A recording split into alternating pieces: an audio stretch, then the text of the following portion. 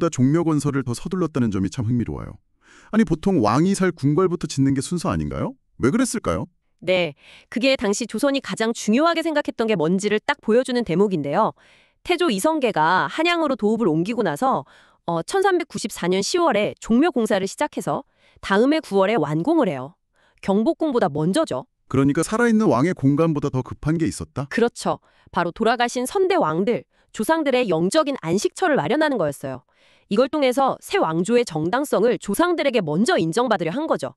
유교에서는 사람의 영혼을 혼하고 백으로 나누잖아요. 네, 혼백 들어봤어요. 네, 정신인 혼은 하늘로 가고 육신인 백은 땅으로 돌아간다고 봤는데 종묘는 바로 그 하늘로 간 혼이 머무시는 영구적인 집, 사당이었던 겁니다. 신주에 그 혼을 모시는 거고요. 아, 그러니까 보이지 않는 조상과의 관계를 통해서 국가의 어떤 기틀, 정통성을 세우려고 했던 거군요. 맞습니다. 그래서 종묘를 다 짓고 제일 먼저 한 일도 바로 태조의 4대 할아버지, 그러니까 목조, 익조, 도조, 환조랑 그 부인들의 신주를 모시는 거였어요. 자기 할아버지들을 왕으로 추존해서 모셨다는 거죠? 네, 이게 그냥 돌아가신 조상께 효도한다 이런 차원이 아니고요. 자신의 선조들에게 왕의 칭호를 딱 붙여서 종묘에 모심으로써 조선 건국이 그냥 힘으로 권력 뺏은 게 아니라 아주 정당한 계승이다. 이걸 하늘에 알리는 굉장히 강력한 정치적인 선언이었던 거죠. 이야, 시작부터 아주 그냥 정통성 확립에 공을 들였네요. 근데 이 종묘가 역사가 순탄하지만은 않았다고 들었어요. 임진왜란 때 완전히 불타기도 했다면서요? 아, 네. 1592년 임진왜란 때 정말 안타깝게도 모든 건물이 다 불타버렸습니다. 그런데 진짜 놀라운 건요. 그 전쟁통에 그 혼란 속에서도 신주만큼은 정말 목숨 걸고 피난시켜서 지켜냈다는 거예요. 신주를요? 그 나무패 같은 걸? 네. 선조 임금이나 신하들한테는 그 신주가 곧 왕조의 어떤 연속성 그 자체였던 거죠.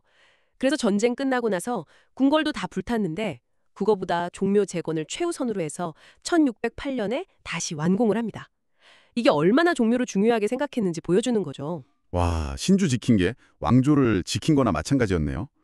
그러고 보면 종묘 건축에서 가장 독특한 특징으로 이어짓기 방식, 그러니까 증축을 말씀하시던데 이게 정확히 뭔가요? 그냥 건물 넓힌 거랑은 다른 건가요? 바로 그 점이 종묘를 정말 특별하게 만드는 핵심입니다. 왕조가 500년 넘게 이어지니까 당연히 모셔야 할 왕과 왕비의 신주가 계속 늘어날 거 아니에요. 그렇죠. 계속 늘어나죠. 그때 보통은 건물을 허물고 더 크게 새로 지을 텐데 종묘는 그게 아니라 뭐랄까 기착한 연결하듯이 옆으로 건물을 계속 이렇게 이어붙여 나갔어요. 처음부터 지금처럼 이렇게 길었던 게 아니라는 거죠. 아, 왕조의 역사 따라서 건물도 같이 자라난 거네요. 그럼 처음엔 얼마나 했어요? 1395년에 처음 지었을 때는 중심 건물인 정전이 7칸 규모였어요. 7칸. 네. 그러다가 세종 때인 1421년에 공간이 부족해지니까 정전 서쪽에 영령전이라는 별도의 사당을 새로 지어서 일부 신주로 옮겼고요. 그 뒤로도 필요할 때마다 정전이랑 영령전 모두 옆으로 칸을 늘려 나간 거예요.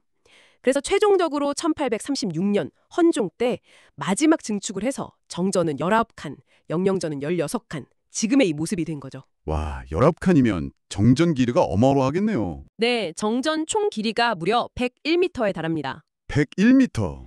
이 이어짓기 방식은 단순히 공간 부족을 해결하는 실용적인 방법을 넘어서는 의미가 있어요. 모든 선대 왕들을 하나의 긴 건물 안에 돌아가신 순서대로 쭉 함께 모시면서 단위 혈통으로 이어진 왕조의 끊임없는 연속성을 눈으로 보여주는 거죠.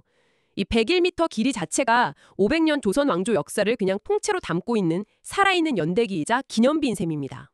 와, 101m짜리 역사책이라니. 건물이 역사를 직접 보여준다는 게 정말 놀랍네요. 그럼 이제 종묘가 자리 잡은 위치, 입지랑 내부 공간 배치는 어떤 원리에 따른 건지 좀 더 자세히 볼까요? 위치는 어떻게 정했을까요? 경복궁 바로 옆도 아니고 뭔가 기준이 있었겠죠? 그럼요. 가장 중요한 기준은 고대 중국 주나라 예법을 담은 책 주례에 나오는 좌묘 우사 원칙입니다. 궁궐을 중심으로 왼쪽에 종묘, 오른쪽에 사직단을 둔다는 뜻이죠. 왼쪽, 오른쪽이요? 지도에서 보면 서쪽, 동쪽 뭐 이런 건가요? 아, 그게 아니고요. 기준점이 달라요. 군주 남면이라고 왕은 북쪽에 앉아서 남쪽을 바라보면서 나라를 다스린다는 유교 통치 이념이 기준입니다. 아, 왕의 시선. 그렇죠. 경복궁 근정전 같은데 왕이 앉아서 남쪽을 딱 보면 왼쪽이 동쪽, 오른쪽이 서쪽이 되잖아요. 그래서 이 원칙에 따라서 종묘는 경복궁의 동쪽에, 토지신과 곡식신에게 제사 지내는 사직단은 서쪽에 두게 된 겁니다. 아하, 왕의 시점이 기준이었군요. 흥미롭네요. 근데 조선이 이런 중국 원칙을 그대로만 따르진 않았다고 하던데요. 우리식대로 좀 바꾼 것도 있다고요. 정확합니다. 좌묘 우사는 지켰지만 예를 들어서 전조 후시, 그러니까 궁궐 앞에 조정 관청 두고 뒤에 시장 두는 그런 원칙은 한양이 산이 많아서 그대로 적용하기가 좀 어려웠어요. 네, 지형이 그렇죠. 여기서 이제 조선의 어떤 독창성이 보이는데 그런 이상적인 예법이랑 현실적인 지형 조건을 잘 조화시키면서 우리 고유의 풍수지리 사상을 결합했어요. 심지어 태종 때는 종묘 남쪽 땅 기운이 좀 약하다 뭐 이래서 인공적으로 작은 산, 가산을 만들기도 했으니까요. 성리학 이념이랑 우리 토착 자연관이 아주 절묘하게 만난 거죠. 이상과 현실의 조화, 그리고 우리만의 해석이 들어갔군요. 멋지네요. 그럼 이제 종묘 안으로 좀 더 들어가서 핵심 건물인 정전과 영영전, 이 둘을 비교해 볼까요? 기능도 다르고 건축 양식에도 미묘하지만 중요한 차이가 있다고 하셨는데 뭐가 다른가요? 네, 이 둘의 차이를 이해하는 게 종묘의 내부 질서, 그리고 조선 왕조의 어떤 역사관을 파악하는 데 중요합니다.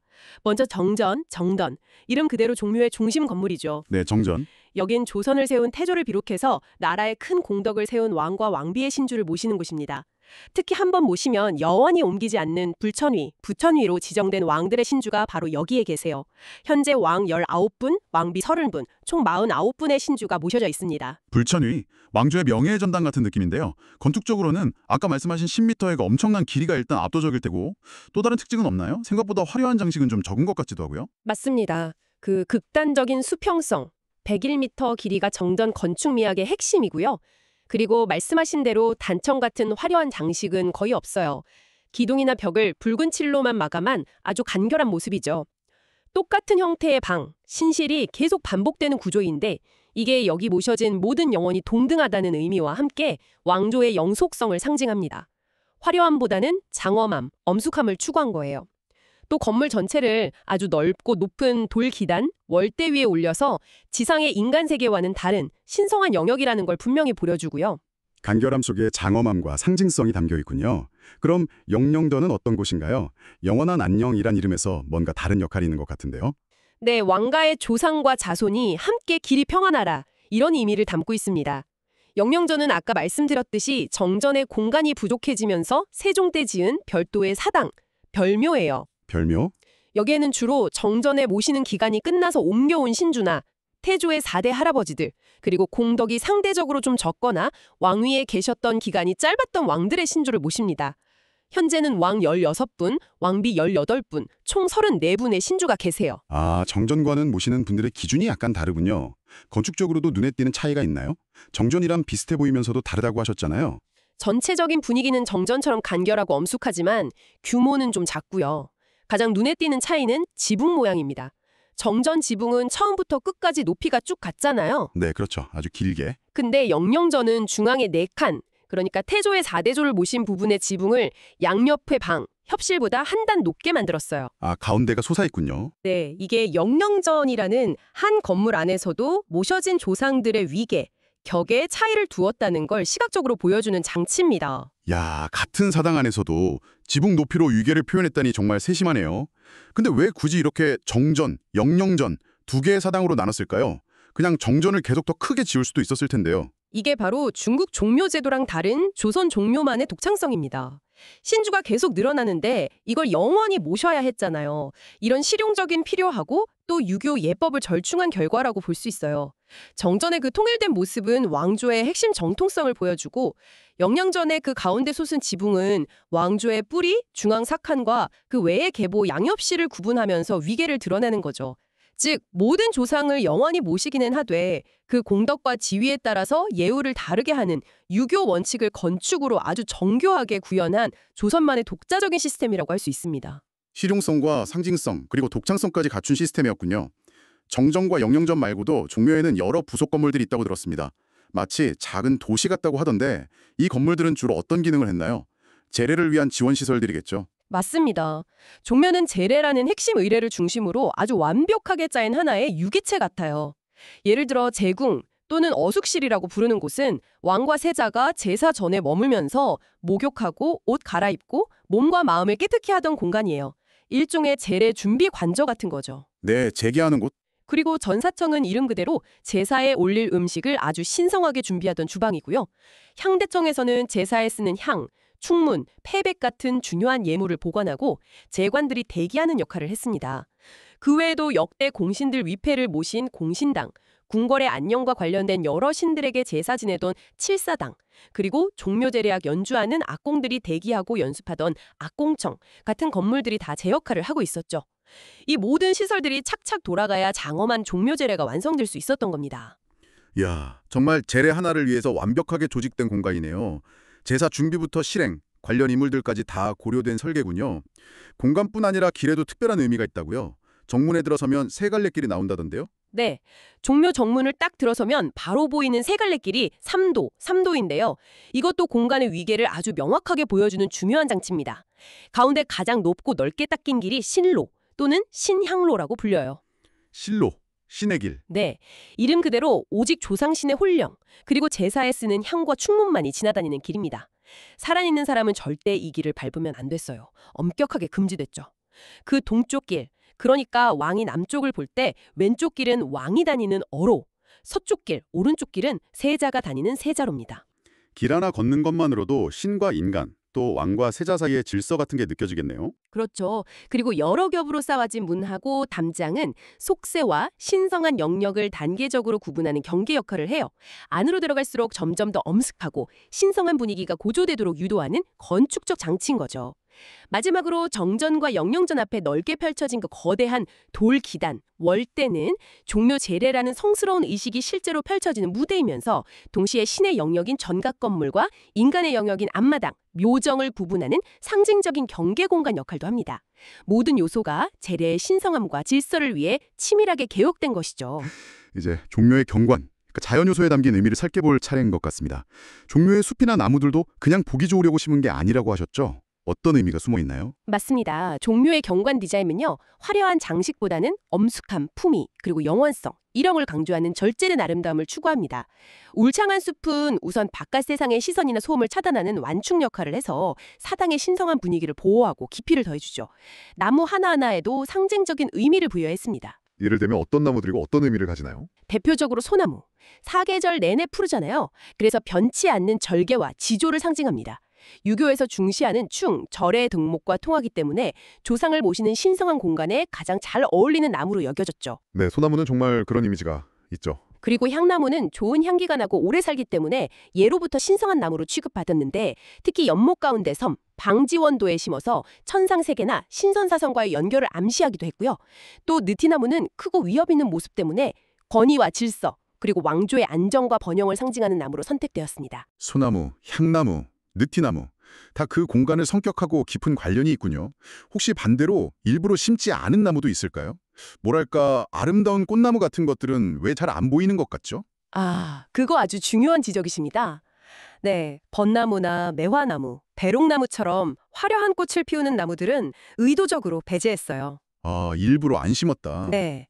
세속적인 아름다움이나 시각적인 즐거움을 최대한 덜어내고 오직 제례의 엄숙함과 경건함에만 집중할 수 있도록 하기 위한 아주 세심한 미학적 고려였죠. 즉, 무엇을 심지 않았는가에도 종묘경관의 철학이 담겨 있는 겁니다. 와, 화려함을 덜어낸 절제의 미학이군요. 경내에는 연못도 있던데 이것도 그냥 보기 좋으라고 만든 건 아니겠죠? 어떤 상징성이 있을까요? 물론입니다. 종묘 경내에 있는 연못들, 예를 들어 제국 남서쪽에 있는 연못이나 향대천 근처 연못 같은 것들은 동아시아의 전통적인 우주관을 축소해서 표현한 상징적인 장치예요. 대부분 하늘은 둥글고 땅은 네모나다는 천원지방 사상에 따라서 네모난 형태의 연못 가운데에 둥근 섬, 하늘을 두는 방식으로 만들어졌습니다. 이 연못 자체가 하늘과 땅이 만나는 작은 우주, 소우주이자 신성한 공간임을 나타내는 것이죠. 연못 하나에도 우주를 담으려 했다니 정말 상징으로 가득한 공간이네요. 마지막으로 종묘에는 기능이 다른 중요한 우물이 두 개 있다고 들었습니다. 제정하고 어정이라고 하던데 어떻게 다른가요? 네, 종묘에는 제정과 어정이라는 두 개의 중요한 우물이 있는데요. 이 둘의 위치와 기능 차이가 의례적인 정화, 개념, 그리고 공간의 위계를 명확하게 보여줍니다. 먼저 제정은 제사 음식을 준비하는 전사청 동쪽, 그러니까 신성구역 안쪽에 위치해요. 신성구역 안에 네, 기록에 보면 사시사철 마르지 않고 물이 아주 맑았다고 하는데 이 물은 오직 조상신에게 바치는 제수, 제사 음식하고 제주, 제사수를 만드는 데만 사용되었습니다. 심지어 별도의 담장으로 딱 둘러싸서 외부랑 철저히 격리시킬 정도로 그 신성함을 강조했죠. 와, 신에게 바치는 제물을 위한 아주 극도로 정화된 물이군요. 그럼 어정은 어떤 용도였나요? 위치로 다르다고 하셨죠? 어정은 종묘의 정문인 외대문 바깥쪽, 그러니까 아직 신성구역으로 완전히 들어서기 전 일반 참배객도 접근 가능한 영역에 있습니다. 이곳의 물은 주로 왕이나 제사에 참여하는 관리들이 신성한 종묘 경내로 들어가기 전에 마시거나 손을 씻으면서 속세의 어떤 번잡함을 씻어내고 제사를 지내기 위한 마음의 준비, 즉 재개를 하는 상징적인 용도로 사용되었습니다. 아, 그렇군요. 제정은 신성구역 안에서 제물 자체의 신성함을 위한 절대적 정화의 물이고, 어정은 신성구역 밖에서 인간이 신의 영역으로 들어가기 위한 준비적 정화의 물이다. 이 둘의 분리가 제사를 지내는 인간하고 제사의 대상인 신 사이의 거리를 공간적으로 보여주는 것 같아서 아주 흥미롭네요. 정확하게 보셨습니다. 이처럼 종묘는요, 역사, 이념, 입지 선정, 공간 배치 원리, 건축 양식, 심지어 자연경관 요소 하나하나까지 왕조의 정통성과 유교적 우주관, 그리고 재래의 신성함을 드러내기 위해서 모든 요소가 정말 유기적으로 결합된 통합 설계의 걸작이라고 할 수 있습니다. 네. 유교 사당 건축 중에서는 가장 뛰어나고 또 완벽하게 보존된 표본이고요.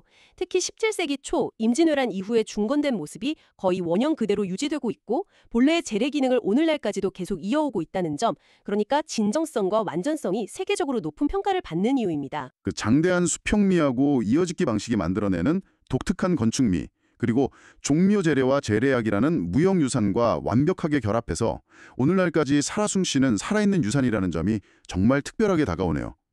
이것이 유네스코 세계유산 등재 기준 중에 인류 역사의 중요한 단계를 잘 보여주는 건축 양식, 건축적 또는 기술적 총체, 경관의 탁월한 사례, 여기에 해당한다는 말씀이시군요. 바로 그렇습니다.